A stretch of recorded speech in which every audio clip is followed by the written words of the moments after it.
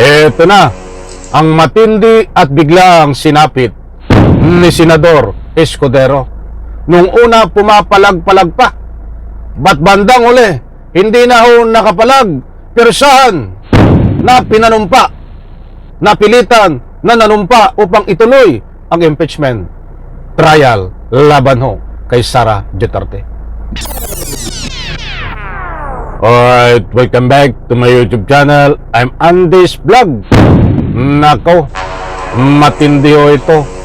Pirsahang pinanumpa ni Senador Coco Pimentel at ni Senador Risa Hontiveros itong si Senador Escudero para ituloy ang impeachment trial diyan ho sa Senado. Nako, ay usapang pirsahan ho ito.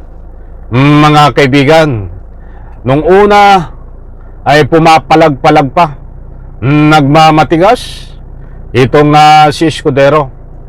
But nitong bandang huli ho, inabot na ho ito ng gabi. Itong naganap sa Senado ay tuluyan na ho sa pamamagitan ng pirsahan ay kahit babae ho ito. Itong si Senador Risa Hontiveros ay malakas ho. Malakas ang ika nga po'y ginawa na pwersa kahapon diyan sa loob ng Senado. Katulong niya itong si Senador Coco Pimentel upang pwersahan na biglang pinanumpa itong si Senador Escudero at nang sa ganun ituloy ang impeachment trial diyan ho sa Senado laban kay Sara Duterte.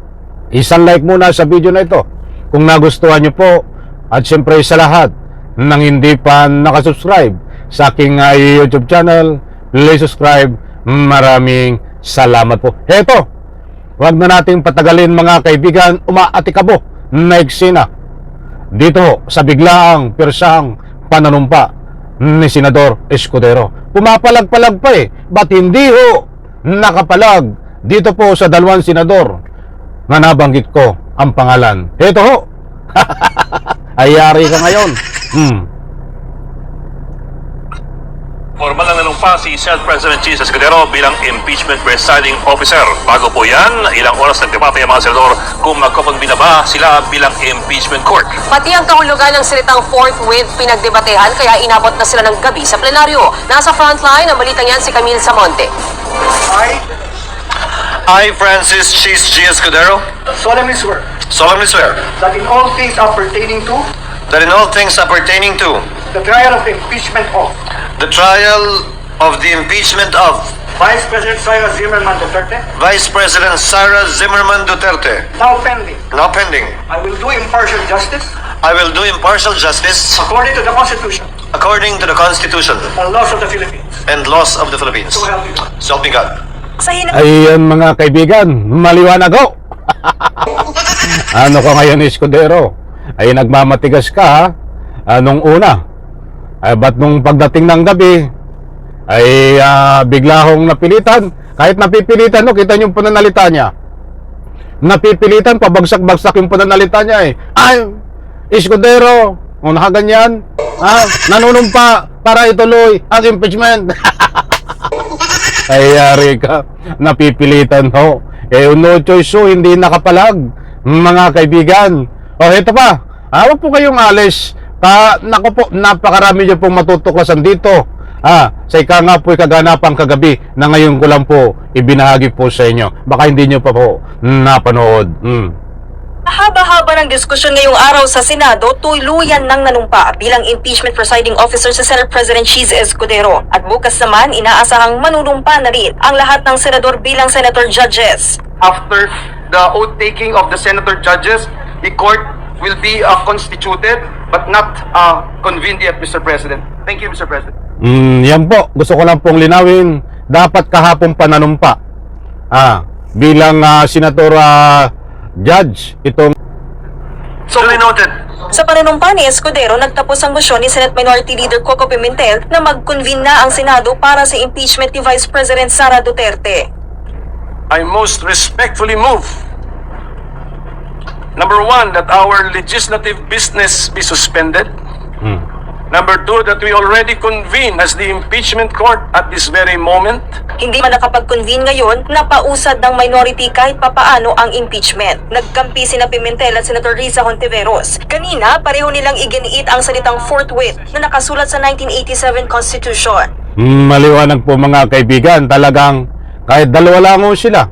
Itong Senador Coco Pimentel at Senador Risa Hontiveros ay napakalakas po ng pwersa na pinakita po nila kahapon sa pamamagitan ng legal na proseso tungkol dito sa usapin ng impeachment trial na gaganapin diyan no, sa Senado laban dito po kay Piatos. Kilala niyo po yan si Piatos? Si Sara Duterte, D-I-R-T-Y. Palakpakan po natin itong dalawang senador na ito. Saludo po ako sa inyo. Itong kay Senador Risa Hontiveros, Senador Coco Pimentel. Sapagkat hindi nyo pansariling interes ang nananaig dito bilang kayo ay mga senador. Interes ng taong bayan at siyempre unang-una, tumitingin kayo sa mga ebidensya. Ito pa, mga mahal kong taga-subaybay.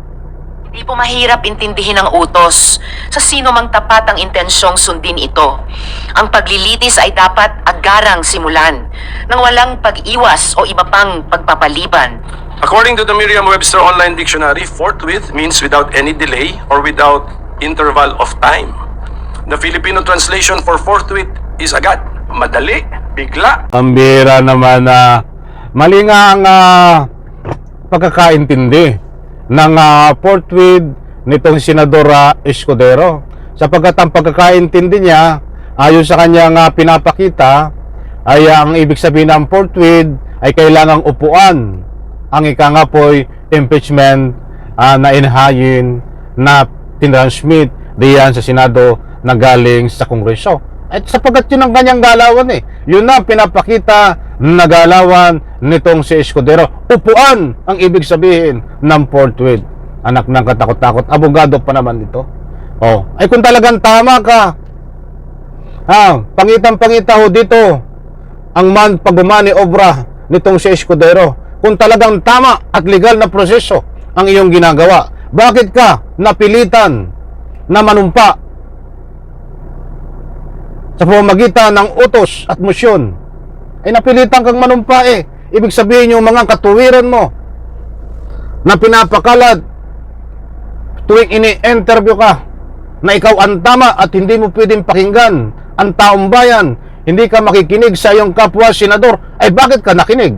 Ibig sabihin nasa iyo ang pagkakamali. Mayroon kang sariling interpretasyon. Sa bagay, inamin mo naman na ang sabi mo, gagawin mo ang trabaho sa Senado bilang Senate President sa pamamagitan ng iyong sarili na pananaw kung tama. Ginamit mo ang iyong sariling pananaw. Hindi mo ba gagamitin na according to the Constitution or according to the laws? Diba? Napakagandang pakinggan nun. Ba't ang sinasabi niya ay according sa kanyang sariling pananaw? On the record niya, sinabi niya po, basta't alam niya lang daw tama. Ay paano magiging tama yan kung according sa iyong sariling pananaw? So mga kaibigan, dito abangan po natin mamaya alas 4 ang gaganapin ang panunumpa ng mga senador na ika nga po'y magiging senator judge. At marami pa pong kabang-abang dito. So maliwanag po dito, itong si Senador Escudero, pirsahan na pinanumpa, pinagtulungan ni Senador Risa Hontiveros at Senador Coco Pimentel upang pilitin at pirsahang panumpain at nasa ganon matuloy ang impeachment laban kay Sara Duterte. Impeachment trial diyan sa Senado. Isang like ko sa video na ito. Bye-bye. Palakpakan.